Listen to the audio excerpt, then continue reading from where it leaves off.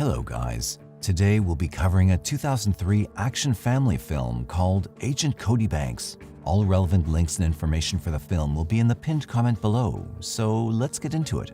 The movie opens with a 15-year-old boy named Cody Banks who lives in Seattle with his parents and his younger brother Alex. Cody wakes up early in the morning and leaves for school after greeting his parents and doing his part of the household chores. On his way to the school, Cody heroically saves a child from getting into an accident but chooses to remain anonymous in the crowd. The scene then shifts to the Eris headquarters, a secret research organization, where a doctor named Connor presents his working sample of nanobots in front of the organization head, Brinkman, and his henchman Molay. Dr. Connor mentions that nanobots can be programmed to disintegrate any structures or compounds consisting of carbon and silicon or other similar elements. While Connor wishes to use the technology for good, Brinkman has something evil in mind. He orders Molay to make Connor program the nanobots as they have planned. Elsewhere, in the central office of the CIA, there's a meeting going on about the suspected evil plan of Brinkman. The CIA director briefs the officers that Brinkman is currently working with Dr. Connor and reveals that they're developing some nanotechnology that can be used to infiltrate any defense system in the world. He suggests they investigate Connor and find out about his actual mission. However, the mission won't be easy as Dr. Connor is reclusive with his research, and the only way to gain access to him is through his young daughter, Natalie. Following this, the director mentions that they'll need a special CIA officer to get closer to Natalie and extract information about Connor. He then explains about the Agent Development Program, which is secretly being conducted by the CIA to nurture the interested kids. He also mentions that Cody is the most extraordinary candidate spotted in their training program and stresses that they use him for the mission. In the next scene, Cody is in his school, facing difficulties talking with his female classmates. Later, while his friends are making fun of his inability to talk with girls, Ronica Miles, an attractive CIA agent, approaches him in the boys' locker room and informs him that he's been called up by the CIA for a mission. Excited, Cody joins her and soon arrives at the CIA headquarters. Here he meets with the CIA director, who briefs him that his role in the mission is to get closer to a girl named Natalie and extract information about her father and the project he's working on. After the briefing, Ronica approaches Cody and tells him that Natalie's birthday is coming up in a few days, during which Connor will throw a party for the guests. She then stresses that Cody must become close with her soon and to get invited to the party. Despite having no experience on how to approach a girl, Cody accepts his first mission and assures the director that he's totally ready for the job. After that, Cody's taken to a special department of the CIA, where he's given some advanced gadgets like a watch that can power electricity, X-ray glasses, and a nitro-powered skateboard. Before leaving the headquarters, Cody's also provided with $5,000 cash as an allowance to use in the mission. In the following scene, Cody reaches home and tries to inform his parents that he's gotten a scholarship in a prep school named William Donovan Institute. This is actually the school in which Natalie is currently studying. When his parents don't believe him, Ronica enters his house disguised as a college representative and convinces his parents to let him join the institute. The next day, Ronica takes Cody to the new institute and gives him the necessary instructions to carry out the mission. Cody enters the school and enrolls in every class that Natalie takes part in. During the chemistry class, Cody spots Natalie and is immediately drawn to her beauty. He walks towards her with the aim to start a conversation, but gets stopped midway by a group of bullies. One of the boys snatches Cody's watch and presses a button. To his surprise, the smartwatch electrocutes him, compelling him to return the gadget to Cody.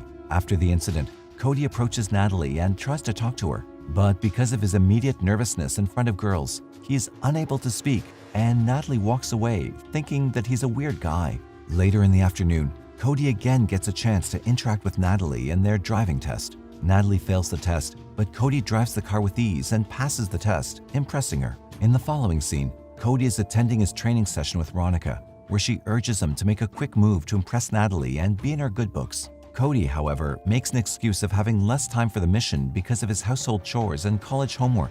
After listening to his problems, Ronica sends a team of CIA agents to help Cody with his household chores and his homework so that he'll get enough time to study the case and make some progress on it. After the team finishes Cody's household chores, Ronica meets with him and provides him with Natalie's phone number, asking him to call her. Cody returns to his room and tries to talk with Natalie over the phone, but fails. Soon, the CIA team gets to know that Cody has no experience talking with girls and that he also lied in his resume. Immediately, Cody is brought to the CIA headquarters, where a team of experts tries to teach him about various methods to impress or interact with a girl, but none of them seems to be effective. The next day at school, Cody is walking around when he notices Natalie in danger of falling from a height. He immediately rushes toward her and saves her from hitting the ground after she slips from the ladder. Finally, Natalie is impressed with Cody and she speaks with him. She thanks him for his actions and also invites him to her birthday party. Hearing this, Cody gets excited as he successfully completed the first assignment of his mission.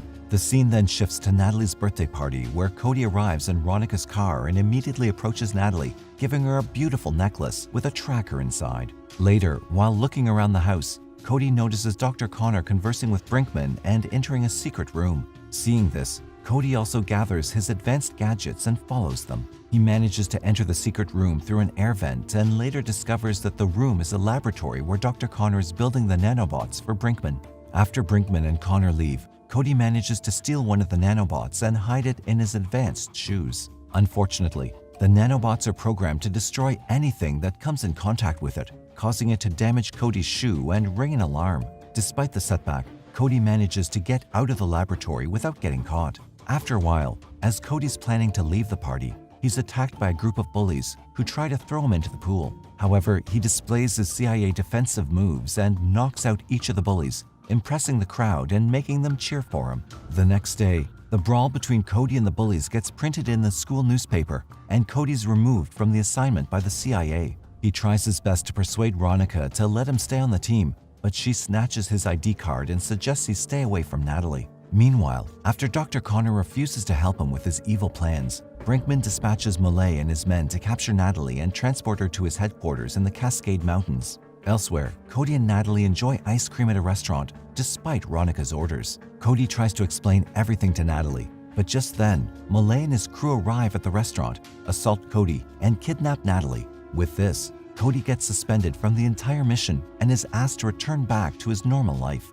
Later, Cody returns to his home and finds his brother playing with his CIA gadgets. When Alex accidentally turns on the smartphone, Cody's able to get Natalie's location because of the tracker he'd fitted in her locket. He tries his best to inform Veronica about her location, but fails to contact her. With no options left, Cody decides to save Natalie on his own. He bribes Alex to keep his mouth shut and not inform their parents. After that, Cody breaks into the CIA weapon department and steals some of their gadgets, along with a highly sophisticated car to rescue Natalie. The next day, the CIA director finds out about Cody breaking into their office and stealing the gadgets. Hence, he threatens Veronica to find him and bring him back to the office. On the other hand, Cody reaches the Cascade Mountains on his own and uses the jet-powered snowboards to move forward. Facing difficulties controlling the high-tech device, Cody gets stuck into a tree while trying to perform a stunt. Luckily, Veronica shows up to help him and also mentions that she's there to help him save Natalie. After some time, Veronica and Cody arrive at Brinkman's secret facility and succeed in entering without being detected by the security guards.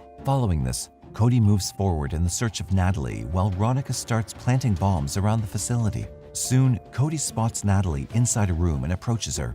In the meantime, Malay, who's keeping an eye on Natalie through the CCTV camera, spots Cody and takes his men to capture him. Meanwhile, Cody tells Natalie everything about him getting involved in the CIA and trying to impress her as an assignment. While the two are talking, Veronica also arrives there and suggests they exit the place as soon as possible. Unfortunately, before they can run away, Malay and his men attack them and capture Veronica and Natalie, but Cody manages to escape.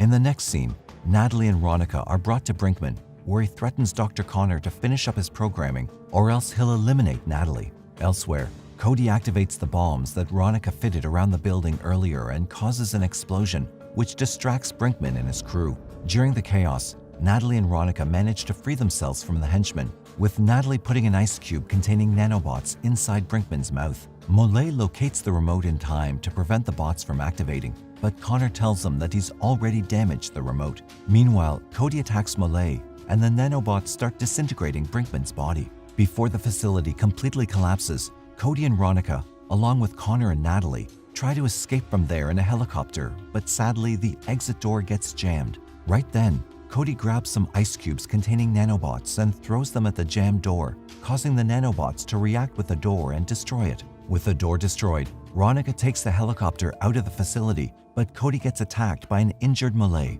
Fortunately, he manages to put Malay in a solo trek machine and programs it to take him to the CIA headquarters. After that, Veronica returns with a helicopter, and Cody hops aboard just before the facility explodes. In the last scene, Cody returns to the CIA headquarters, where Veronica praises him for completing the mission successfully and also returns him his CIA badge. The CIA director is also impressed by his work and offers to fulfill his demands. However, Cody only wants to assist Natalie in getting her driver's license. Later, Natalie can be seen driving her own car after getting her driver's license and taking Cody to the beach. The movie ends as Cody rejects a call from Veronica to spend some quality time with Natalie.